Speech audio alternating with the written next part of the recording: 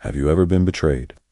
Not just let down, but truly, deeply betrayed by someone you loved and trusted. Someone who saw your dreams and used them against you. That kind of pain is a unique loneliness. It feels like being thrown into a deep, dark pit with no way out, where no one can hear your cries. Today, we're going to step into one of the most raw and relatable stories in the Bible, the story of a young man named Joseph, and the day his world went completely dark. This isn't a story about avoiding the pit. It's about discovering who is with you when you're in it. The story begins with a gift from his father, a beautiful coat of many colors. It was a sign of special love, but it made his older brothers furious. And that wasn't all. Joseph had dreams, visions he believed were from God. He saw sheaves of grain, representing his brothers, bowing down to his sheaf. He saw the sun, moon, and 11 stars, representing his whole family, paying him homage. Was he a bit boastful? Maybe. He was young, and he just shared what he saw, not realizing the resentment that was growing in his brothers' hearts. They'd mutter when they saw him coming, "Here comes the dreamer. He thinks he's so much better than us. Let's see what becomes of his dreams now."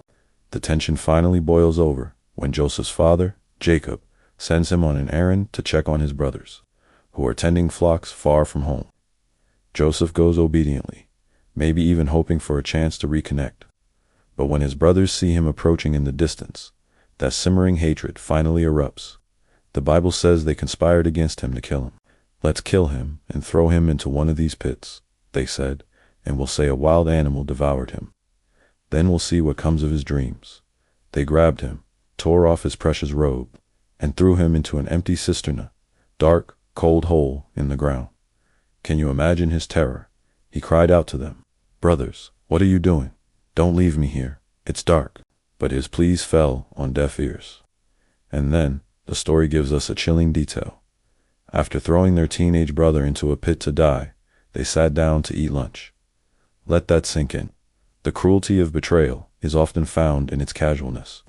His desperate cries for help were just background noise to their meal. That is the depth of their hardness. The reality of his abandonment, he was utterly alone, left for dead by his own flesh and blood. As they're eating, the oldest brother, Reuben, who had secretly planned to rescue Joseph later, wasn't there. Then another brother, Judah, has a different idea. He sees a caravan of Ishmaelite traders heading toward Egypt. He says, "What profit is it if we kill our brother and conceal his blood?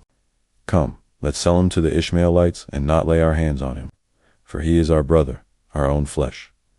It sounds a little better than murder, but it's a cold, calculated betrayal. They are treating their brother not as a person, but as a commodity. They're going to profit from his pain. So they pull him out of the pit, this terrified, weeping young man, and sell him for 20 shekels of silver, the price of a slave. In an instant, his identity is stripped away. He is no longer the favored son, the dreamer. He is property. As he's led away in chains, marching toward a foreign land, his future looks like a black hole. His brothers, meanwhile, take his beautiful coat, dip it in goat's blood, and bring it back to their father. They ask him, "Is this your son's robe?" Jacob recognizes it and is overcome with grief, believing a wild animal has killed his beloved Joseph. He mourns for years, inconsolable. So Joseph is gone, sold into slavery. The dreamer is now a slave. The favored son is a commodity. His brothers think they've ended his story. Joseph, in chains, surely thinks his life is over. This is the bottom. This is the ultimate pit, not of stone, but of despair, loneliness, and hopelessness. But here, right here, is the shocking, vital, life-changing truth the text whispers to us just a couple of chapters later, in Genesis 39, verse 2. The Lord was with Joseph. Did you hear that? The Lord was with Joseph, not just in the palace later on, not just back in the safety of his father's house. He was with him in the pit. He was with him in the chains. He was with him on the slave caravan. He was with him in the depths of despair. The brothers meant it for evil. Their betrayal was real, their sin was horrific, and the pain Joseph felt was unimaginable. But God was not absent. God was not surprised. He was in the depths with Joseph. The pit was not a sign of God's abandonment. It was the very place where God's faithful presence would begin its most crucial work. Your pit might not be made of stones.